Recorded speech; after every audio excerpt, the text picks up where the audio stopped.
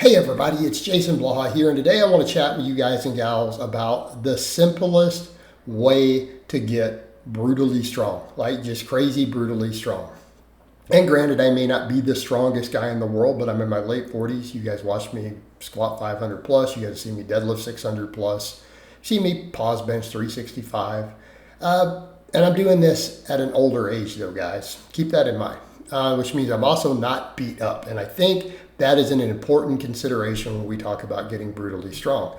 Because the thing is, if you're just beating yourself into the ground, not doing much good, is it? Right? If you can't be strong for decades, you're not really strong. You're not. You're just beating yourself up. And I think the biggest mistakes people make is number one, not understanding absolutely high levels of strength development do require you to lift very, very, very heavy with your strength work. Let me be clear. 1 to 3 reps. All right. If you can possibly get 4 reps or 5 reps with an exercise, if you went all out, it's probably not maximizing strength development. It probably isn't heavy enough. We need to be above 90% of your max. Okay. For most people, that's about your 3 rep max. Okay. So you have to do some work in the very, very low rep ranges. Right, you have to. Now, granted, I'm not necessarily at that point here with the benching in this particular clip, but it's what I had from this week. I did a 3x3 with this. But the point still kind of stands there. We need to be in that 1 to 3 rep range. And when I say in it, I mean your 3 rep. If you're going to do a triple, it better be heavy on the third one. Anything less, you are just not maximizing neural drive. You're not maximizing strength development. Now, this is where we get into the conundrum, because then people are like, oh, well, I could do lots of that. Or then they're like, I'll do a bunch of really heavy 5s. And it's like, well, here's the problem we run into. I'm not saying we can't do some 5s. You'll see me doing some 5s over here with the incline bench. See where I'm about to go with that? But that's an accessory. And I don't do it on a lot of movements. So even for me, like pull-ups, incline, okay, we can do some 5s. You don't need to do large amounts of it. Okay, so here's the kicker when it comes to this. You need to lift truly heavy on the lifts that you care about. If it's not above 90% max, you're just not getting the force carryover. So this is what we call max effort work, or that they did in the conjugate system and at Westside. And he produced over 100 world record holders in powerlifting. Okay, all right, you need max effort work. You have to do max effort work if you want to be as brutally strong as possible. However, more than a small amount of it isn't really giving you extra neural drive. In other words, trying to do 10 heavy sets of deadlifts a week, you're just beating yourself up. You're not getting more neural drive. Here's where I'm going to say it probably caps, usually around 3 sets. You're in that 1 to 3 rep range, truly heavy 1 to 3 reps. Anything more than about 3 sets a week on that lift, you are probably no longer getting anything. So there's a reason even on, Westside, when you look at the charts and stuff they used. Right? You look at the charts. It's like 4 reps total. 4 reps total for upper or lower body above 90% is what they're showing. I'm telling you not to really exceed that. Okay, when we're talking true max effort, really that 95% range. I'm going to go on a limb and say let's call that around 3 sets. I think it really should be about 3 sets. Okay, of truly max effort reps. So they mean about 4 reps total that are max effort. Well, if you're doing triples, the 3rd rep is going to be kind of max effort, right? That's your absolute cutoff.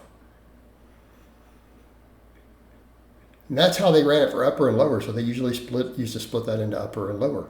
So anything beyond that, we got a problem. You're not going to recover so much from it. It's going to beat you up.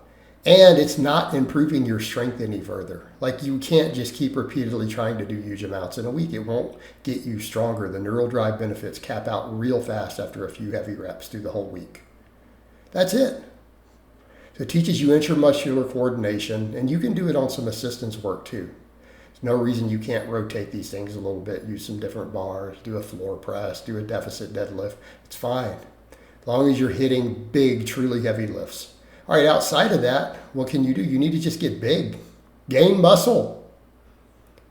Gain muscle, because that's where your strength ceiling is going to be determined. That heavy work will contribute a little bit to your muscle. Sure it will.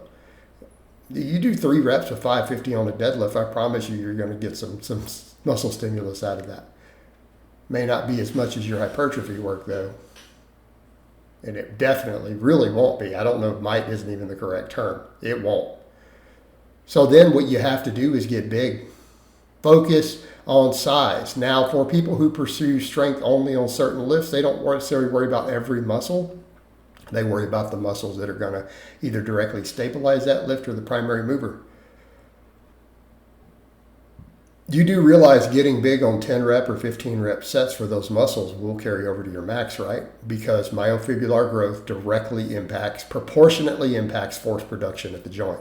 Won't give you the neural drive. It won't give you the coordination that the big lifts will. But if you come in, let's say you're trying to build a big bench and you need more pecs and triceps. You can do a bunch of incline work. You can do dumbbells. You can do sets of 12 on the dumbbells. And if they're hard, deep, intense sets that blow your pecs up, you're good. You can do 10s, 15s, or you can do extensions.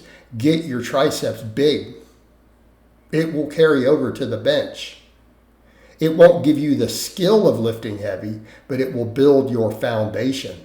The more muscle you have, the higher your force production is at the level of the individual tendon. Well, that adds up. So if you think about the bench press, well, what do you need? You need pecs, you need front delts, you need triceps. That's what moves the weight. The heavy benching will definitely give you the technique, and then maybe build your stabilizers up to give a smoother bar path, like your upper back, okay? So your rear delts, your traps, your lats will help stabilize the bar path. All right, same thing when we come over to deadlifting.